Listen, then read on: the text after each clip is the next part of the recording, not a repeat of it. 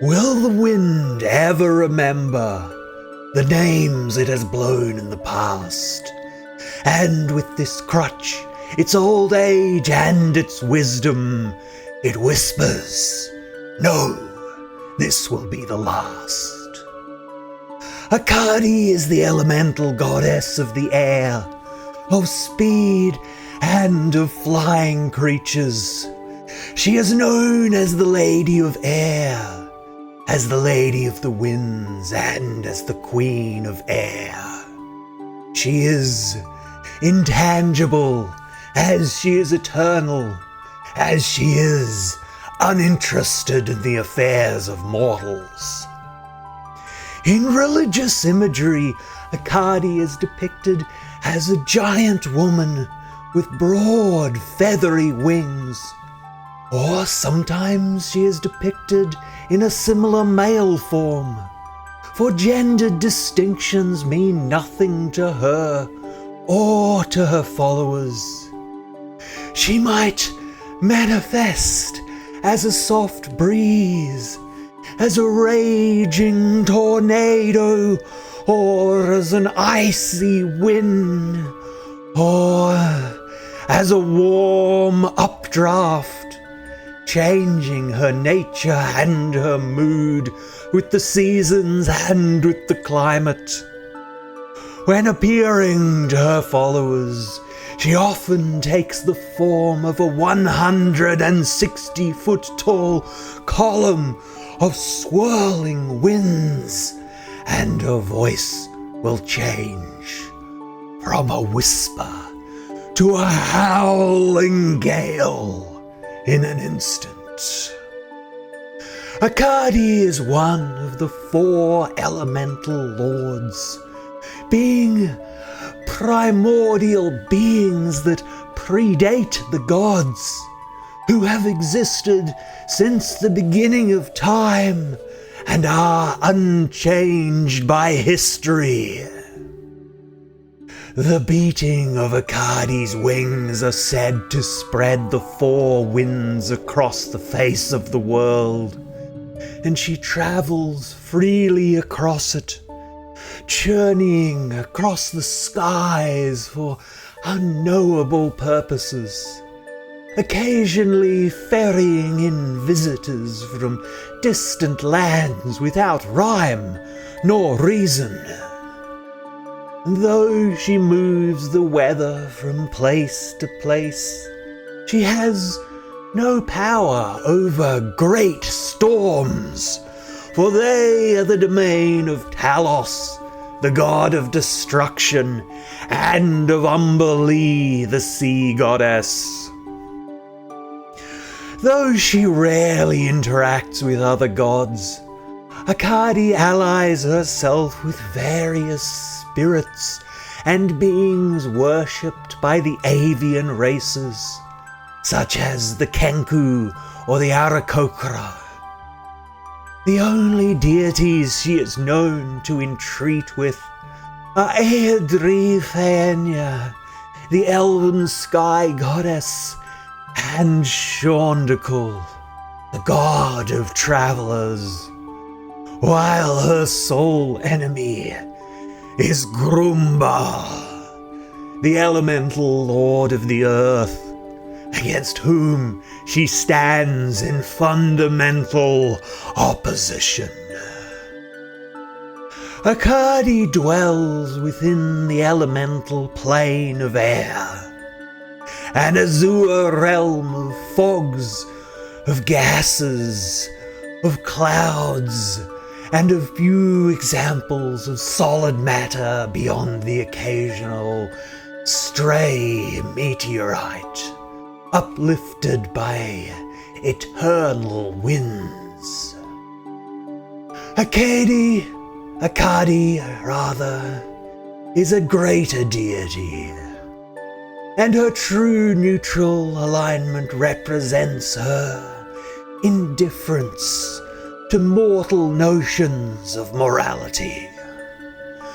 Her clerics tend to adopt the nature, the peace, or the tempest domain, and she grants them the power to turn and to destroy undead. Her favored weapon is a whirlwind, which her divine casters imitate by training in the flail. Her holy time is the early morning, and her casters pray for spells just before the dawn by whispering to the morning breeze. The followers of Akadi are known as Acadians, and they tend to be viewed as little more than superstitious cultists by members of other faiths. As a fundamentally aloof and alien being, Akadi has no interest in being worshipped or in leading a faith. However, she may be enticed to notice an individual follower by the ritual burning of incense in the open air, or by the offering of a suitably apt sacrifice.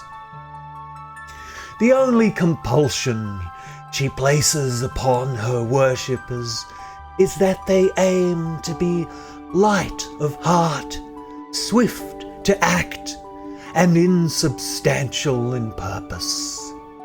Thus, Acadians will swiftly move from place to place and from goal to goal, following the winds of Akadi wherever they go, but rarely deigning to defend or to justify their beliefs, preferring instead to simply move on to find a more accommodating environment. This seeming indifference has given Acadians the derogatory nickname of windbags in some quarters. With the freedom to follow their own hearts, Acadians have loosely organized themselves into two broad sects, based on differing interpretations of the goddess's dogma. The first, known as the Whisper, work quietly, keeping their own faith private and trying to bring change to the world discreetly, while the second, known as the Roar, are those who openly preach Acadian dogma and cry her name aloud for all the world to hear. The Acadian holy day is midsummer, where those able to travel to the Shah make a pilgrimage to the ruins of Blaskalter, her oldest shrine, now worn away by centuries of wind and of rain. Thereupon the faithful chant the names of heroes to the faith, adding to the roll the names of those who have passed in the last year. Acadian clerical and druidic churches are more akin to traveling extended families or to free-spirited communes than to formal orders.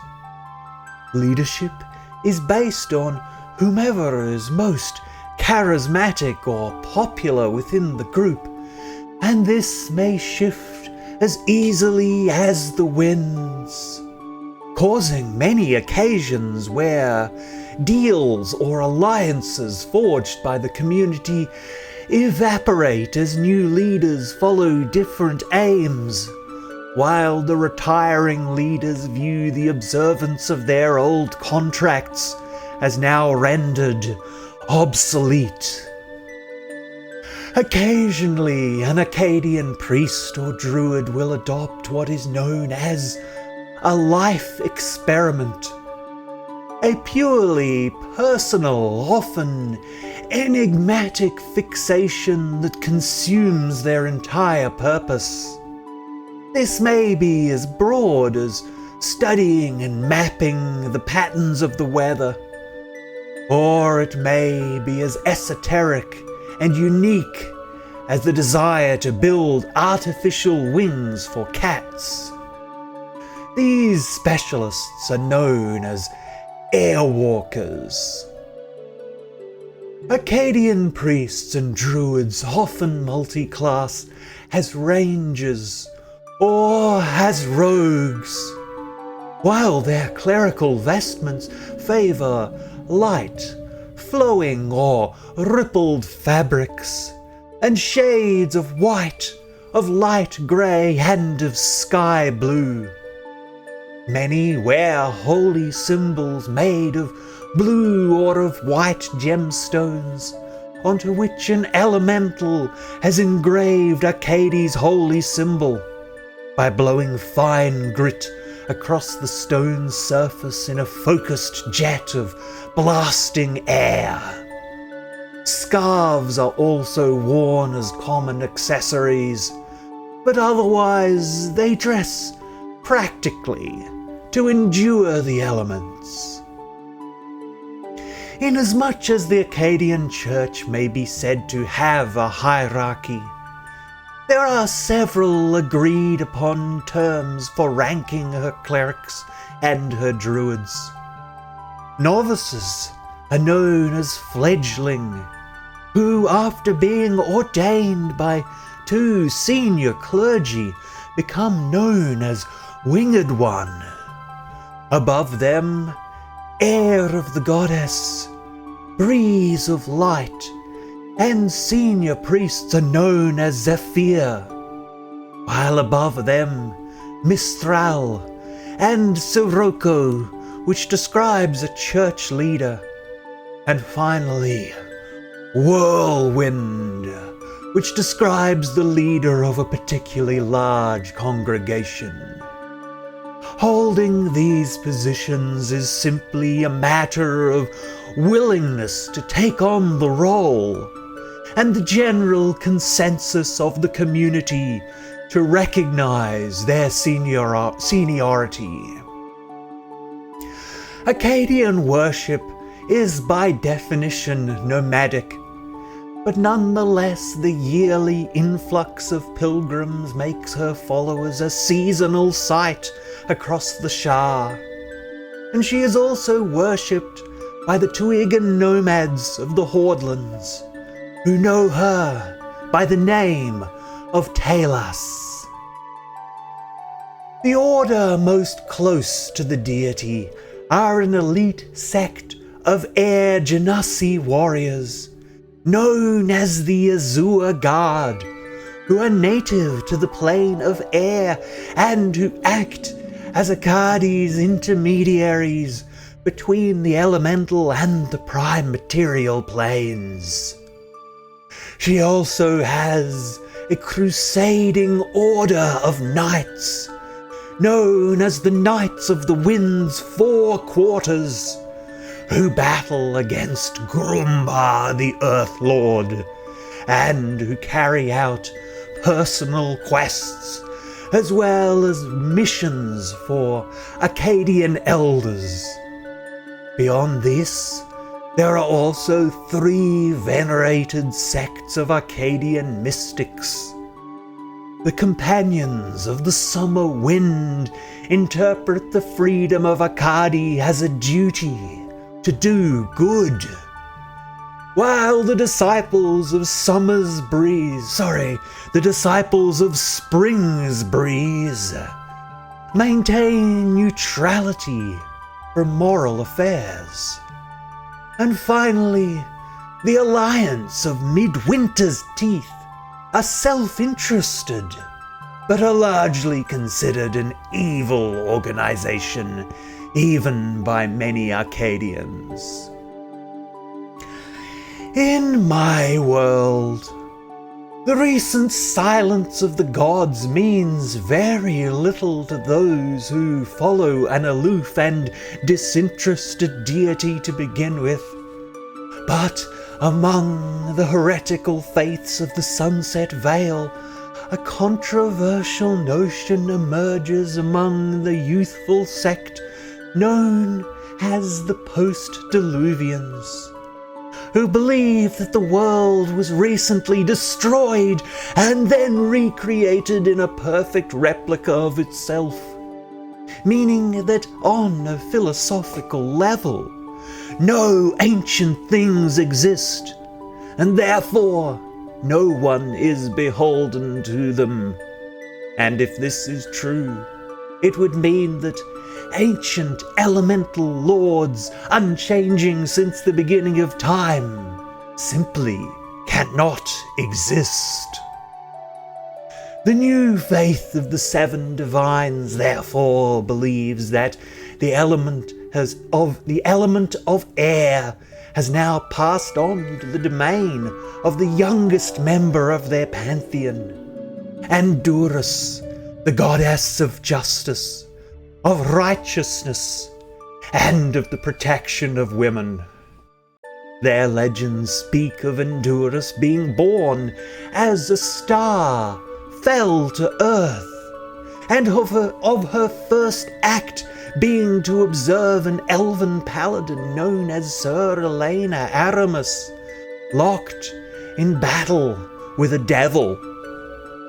The knight's selfless devotion to fling herself into harm's way, all for something so insubstantial as an idea of justice. This selfless act inspired Andurus to turn away from the divine realms, where her siblings had already taken command over the quintessential forces of the universe, and instead to focus her efforts on understanding this magical power of ideas, wielded by mortals and capable of reshaping the entire world. After swiftly obliterating the devil and assuming a physical form plucked from Sir Aramis's memories, Andurus travelled upon the winds, experiencing every place and every moment the world over, but never finding anything so inspiring as the sight of Sir Aramis locked in her struggle against evil. So therefore, returning to Faerun, she has now lent her divine protection to the mustering crusader armies of the Raven's Banner, nominally led by none other than Sir Aramis, as they march westward to drive out the Drow armies from the southern lands. The agreed-upon principles of the Acadian faith speak thusly: seek enlightenment within that which is interesting to you personally. Yet, once that interest fades, there is no longer any spiritual value left in pursuing that course. Therefore, move swiftly between places and interests, and you shall grow through the shifting experiences of daily life, and thus your dreams shall come into better focus. Few things ever demand a wholesale commitment, and even mountains are worn down by the winds. So do not concern yourself if others do not follow your doctrines. And finally, never allow yourself to be tied down, to be imprisoned, or to be restrained, for a life without freedom is no life at all.